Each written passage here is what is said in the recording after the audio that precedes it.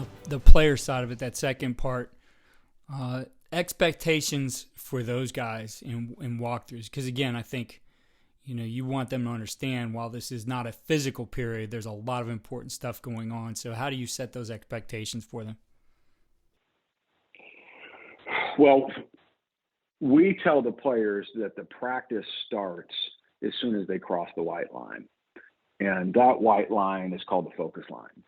So they can cut it loose walking out to practice. They can cut it loose in the locker room. They can cut it loose, entering the practice field. But as soon as they cross the white line, it is the focus line. And to start the walkthrough, I bring the whole defense up, okay? And we break on focus. I tell them exactly where they're going to be. Like I said, a lot of our walkthroughs, almost all of our walkthroughs are two-spotted. So I bring them all up on the sideline before we take the field. And I said, okay, now listen, okay, ones and threes are going to be down here on the 40-yard line. Twos and fours are going to be down there on the goal line, okay? We're going to do a formation walk. Then we're going to split up, and we're going to do a 7-on-7 half inside run walk, okay? All right? As soon as we cross this white line, it's our focus line, okay? And then we'll break, and we break with focus, and we sprint out onto the field on where we need to be, okay? And it's total, complete concentration and communication. We tell the players that we want you to have a pro mentality when you hit the practice field. And the walkthrough is an extension of practice. Practice has started when the walkthrough starts, not when stretch starts. It starts when the walkthrough starts. And a pro mentality is one that today you're either going to make money or you're going to make a mistake and you're going to get cut. So if you take on that mentality of a pro mentality, when you're not in or when you're going through a walkthrough, you're going to concentrate, you're going to focus, and you're going to communicate a lot better. And we want them to understand that every aspect of player development is critical in developing that edge. And if you stack up a bunch of edges, okay, now you're way above other players because you've taken an edge in the walkthrough, you've taken an edge in the meeting, you've taken an edge in the weight room, you've taken an edge in individual, you've taken an edge in film study, and all those edges added up, okay, can be a lot, and it can make you a much better player. And the walkthrough isn't a chance to gain an edge. And it's a chance to gain an edge with your mental approach to the game, your focus, your understanding, and your ability to get better.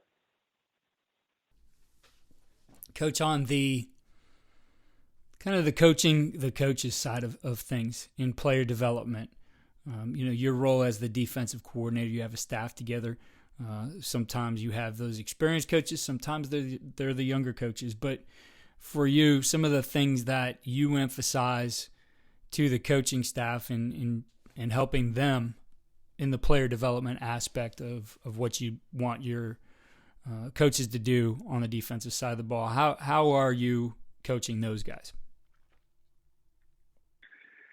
Well, during the day is coaching the coaches.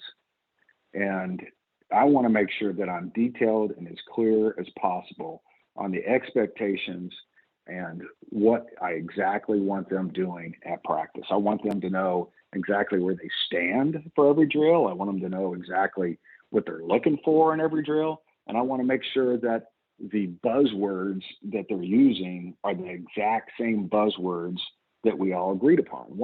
One of the biggest issues that you can have in coaching is one coach is calling it this, another coach is calling it that, and now the development of that player isn't near as good because he's confused. So we have to make sure that we're on the same page with exactly what we're doing during practice. Practice planning to me is critical, and it takes a lot of time, and sometimes that can become tedious to people, but I think it's very important.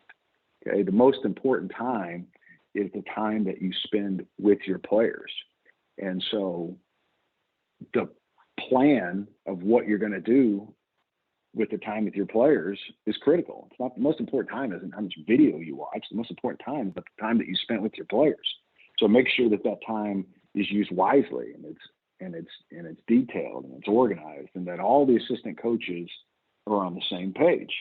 And I think that when we have successful practices is when we had proper planning and the coaches understood exactly what we were trying to get accomplished and exactly how we were going to do things. So, I go through the practice schedule with the coaches after we develop it. We go through it line for line, exactly where everybody's going to be for every drill, for every team period, and the calls are going to be called against what. And this is exactly what I'm anticipating, and here's how we're going to react to it. And is everybody clear? And does everybody understand exactly what their position is in position to do? And a lot of times I'll make a cut up that applies to the whole defense for things that when they break off by position that they're showing their guys too. And I think that when we prepare and we are all on the same page and everything is organized and detailed before practice, that's when we usually have really good practices. Coach, getting into some of the details of your defense, you guys are a 3-4. You've already mentioned it a few times. You like Sims, creepers, match coverage. The Sims and creepers, I know when we first started having to face those, certainly, especially when passing downs, caused us to rethink a little bit how we had to make our calls in order to stay sound and not let our protection be hurt. But for those coaches out there who are looking to add that aspect to their defense, what's the simplest way to go about? There are a lot of odd front coaches out there for sure, but adding those to your defensive package, what have you found the best way to again stay simple, not add too much to your players, but yet be very effective with them? Well, when you run the 3-4, your base package is 2 outside backers, 2 inside backers, and 3 defensive linemen. And your alignment is usually an odd alignment where you have your 3 defensive linemen and some sort of head-up alignment. And the way that we explain fronts to our defense is we only have 2 fronts, guys. We only run 2 fronts. We run tight front, which is 2 4 eyes and a 0, okay? Or we run an over front. And an over front to us is any time there is a 3 and a G or a shade. It doesn't matter if it's to the tight end. It doesn't matter if it's to the back. It doesn't matter if it's away from the tight end. Our players look at any time there's a 3 shade 5, okay, or 3G5, okay? They understand that as an over front. So we only run 2 fronts, okay? We run tight and we run over. Now, when we line up in tight, okay, when we slant, we create over. When we line up in over, when we slant, we create tight. So the inside backers understand how to fit 1, tight, then they understand 2, how to fit over, and then they understand what are we slanting to. And their run fit rules apply based on what front is being created. So any way we can, okay, if we're in an over front, we're going to create a lag nose, we're going to create a 4-eye, we're going to create a rush, and we're going to create a drop. Okay? And that's if we line up in an over and we run a simulated pressure. Now, what I like about simulated pressures is that all the things that you want to get in a pressure against an offense, okay, when you run a simulated, you can get them, but you don't have to face the negatives that you have to face when you blitz. For example, when I run a simulated pressure, we do not get beat on quick game. We still have 7 guys in coverage. So you want to try to bang a slant in there, I'm going to have 2 hook defenders in there. They're going to be able to defend that slant. There's not going to be the space that you get when you bring 5 or 6 and you want to run quick game. We don't get beat on screens. We don't get beat on screens, again, because we have 7 guys in coverage, okay? We get the advantages of a pressure because to an offense, it is a blitz. So the back is involved in the pressure. And as long as somebody comes from the second level, okay, and you're pressuring the man side, he's going to stay in. So now I'm only rushing 4 guys and you're only getting 4 out. So again, I got 7 guys covering 4 because your back is involved in the protection, but it's only a 4-man rush. And then if I rush to the slide side, I still get the one-on-ones that I want, because anytime a D lineman crosses from the slide side to the man side, the center goes with him. So now I've got 2 guys one-on-one to the slide side on the tackle and the guard. Our rules as a rusher and our simulated pressures too is whoever the back blocks, that player must win. That guy is not paid to protect. So when the back is involved in the protection and he has to step up and block an inside backer on a 4-man rush, that backer must win. If that backer doesn't win, okay, it's the fault is on him. You can't let a back block you in protection. So whoever the back blocks, that guy must win. So we try to get our one-on-ones on the running back. We try to get you to keep 6 guys in, or I should say, 6 guys in the protection when we're only rushing 4, and now we get 7 in coverage, and we're sound versus screens, and we're sound versus quick game. And it's simple to the players because they just know what front is being created. On the back end of that, Coach, you talked about match coverage, and it's certainly popular in running all these clinics this offseason. There's been a ton of match coverage clinic talks. For you, again, looking at the keys to being successful at match coverage, I guess maybe starting with personnel and, again, taking it through the key techniques for you. What are the keys to success in match coverage? Well, if you're going to be in match coverage, one, you need to understand the principle behind it. And the reason that match coverage is good is because if you're in straight man, then you have man beaters that you can get beat on. And if you're in straight cover 3, then there's certain zone beaters you can get beat on. And the way that match coverage is designed is we're going to either be straight man or we're going to be in zone based on what you do. So, for example, if you're running mesh and you're running a bunch of shallows, the way that match coverage is designed is that goes to zone, okay? And that's what's a post-snap key. On defense, you got your pre-snap keys and you got your post-snap keys, okay? So within match coverage, it's designed that if you run a shallow route, we all go to zone, okay? If you're running 4 verticals, we're all in man. And those are just some small examples of why match coverage is effective, because if you're running man beaters, we're in zone. And if you're running zone beaters, we're in man. Now, with that, you need to understand the intricacies of each technique. Within any zone matchup defense, you got guys that are man and less, and you got guys that are zone and less. So the corners in match 3 for us are man and less. They're man on the wideouts unless they go shallow, okay? The hook defenders for us, okay, are zone and less. They are hook defenders unless number 3 comes through their zone, and then they match up number 3. And so in any zone matchup coverage, you have to understand, is that player zone and less, or is that player man and less? And that also tells you initially where your eyes are. If I'm man and less, my eyes are on my man. If I'm zone and less, my eyes are on the quarterback. And with match 3, there's a lot of things that are effective, but then there's also the beaters that people try to run into it. So the key is one, that you develop all the checks, whether it's a pre-snap or whether it's a post-snap, okay, and the reactions to it, but then that you explain to kids what the beaters are and what the check is, or the way to communicate something to stop the beater into match 3. I tell the players all the time, it would be so easy for us to go out there and play defense and not have any checks. Man, you guys would play fast, okay? Everybody would know what to do, and I think that's awesome. But the reason we have checks is so we don't get schemed.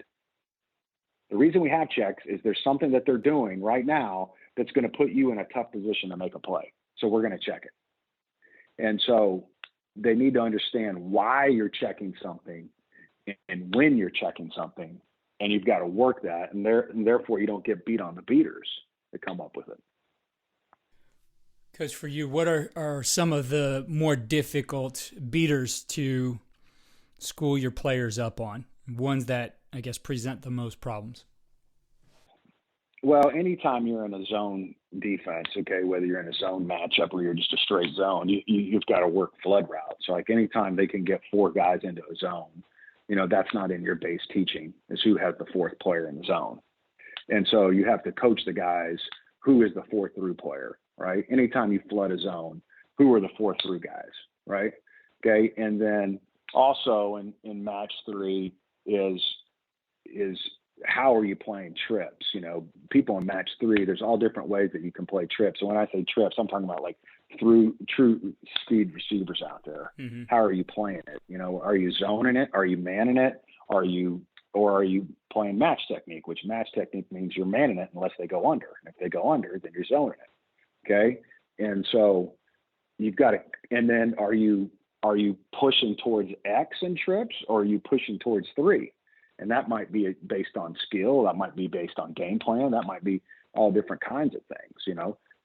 People in match 3, when you line up in trips, that's where you can really do a lot of different things. And as an offense, that's where you can really attack people too, because you can see how they're playing it and where their strengths and their weaknesses are. And then, empty in match 3 too can be an issue, because the guy that is the weak hook defender has 2 responsibilities. He's got weak hook and he has number 3 on and over. Well, you'll never have that responsibility in match 3 unless you're in empty, because there's 5 guys in vertical alignments.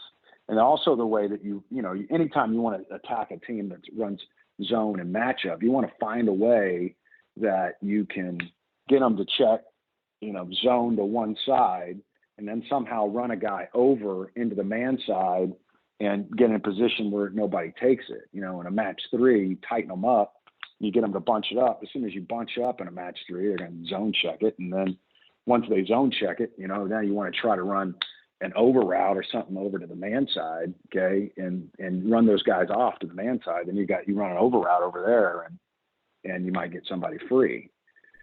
Wheels, if they run a double wheel, who's got the first wheel, who's got the second wheel,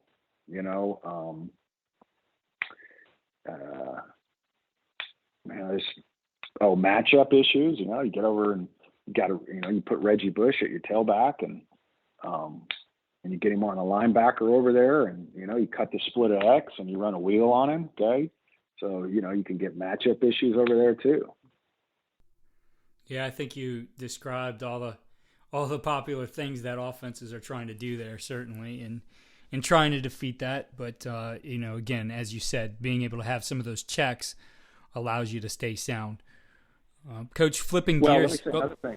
Go ahead. Let me say one more thing too, Keith. The creepers eliminate some of those because you can't get 5 out unless it's a free release. So it eliminates that 5th person in the drop that you have to account for. So yeah, definitely.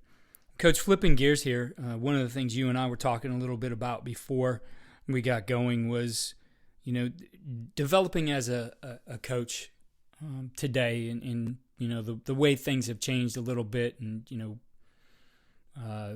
certainly the social media aspect of things, and being able to self-promote, and everybody, in some regards becoming a digital marketer, but there's still some, I guess, strategies to succeeding in this profession are tried and true. And one that stuck out to me that you mentioned before we got going was bloom where you're planted. And if you would, I guess, you've been at a lot of places. You've been able to grow through this profession. To you, what are some of the best ways to be successful today, even with the new things like being able to utilize social media, being able to get into the digital world?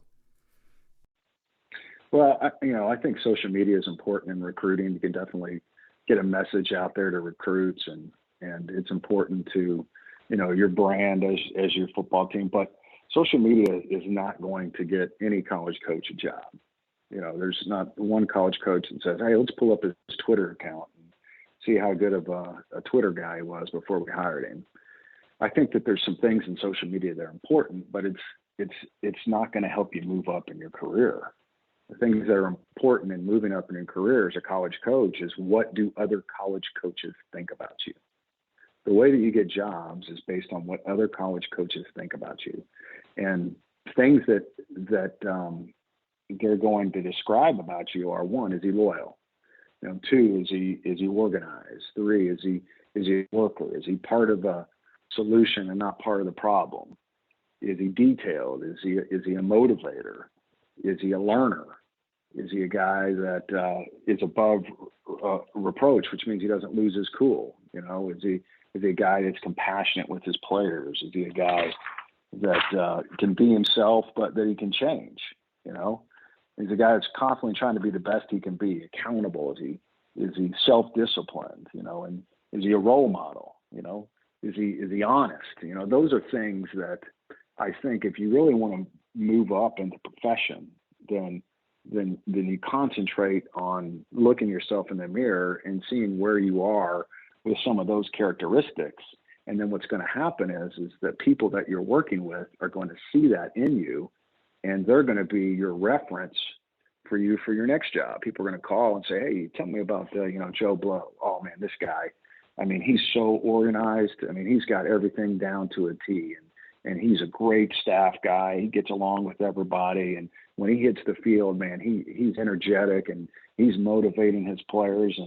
And when you have, multiple people saying that about you, now word gets out through other college coaches about how good a coach you are. And, you're going to have lots of opportunity.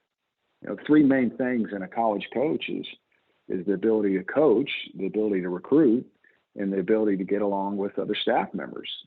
And those characteristics that I just named fall under those 3 things.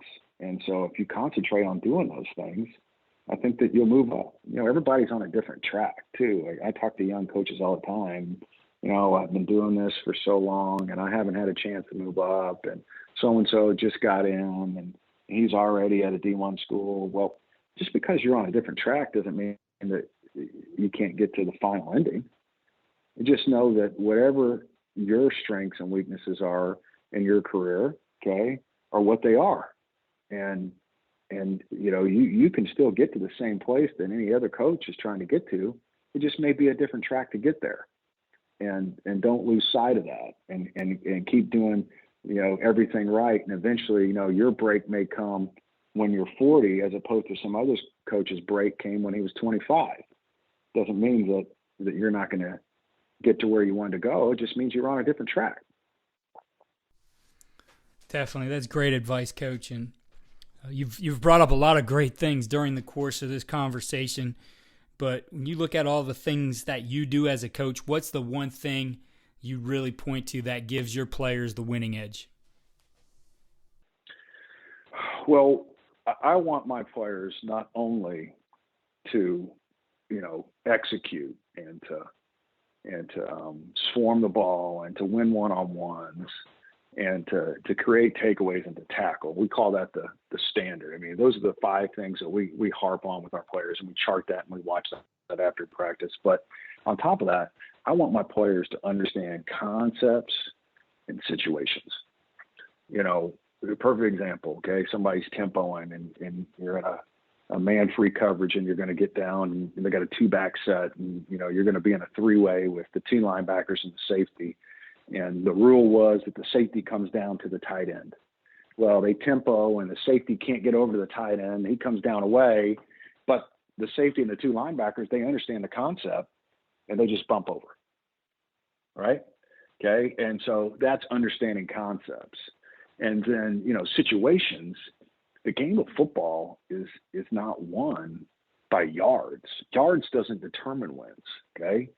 What determines wins is winning situations. It's winning 3rd down. It's winning the red zone. It's winning the 2-minute. It's winning the 4-minute. Okay. It's winning backed up. It's winning goal line. Okay. It's winning 1st down efficiency. It's understanding 2nd and long. It's understanding, personnels in different ways that they're going to attack you. The game of football is won on winning situations. Whichever team wins the more situations, that team's going to win more games. And so the more that you can educate your players on the different types of ways that they need to execute in a different situation and the different types of things that they're going to see from an offense in a different situation, then the better you're going to be. The more situations you win, the more games you win, period. And I think that those two things are what I really try to harp on to give my players the edge, is along with being fundamentally sound and playing hard, that my players are going to understand concepts and they're going to understand situations. Coaches, you could follow Coach Eliot on Twitter. It's at Coach Eliot, Eliot. Coach, I really appreciate you taking the time and talking ball with us here on the podcast today. Thank you, Keith. I appreciate it. Thanks for having me.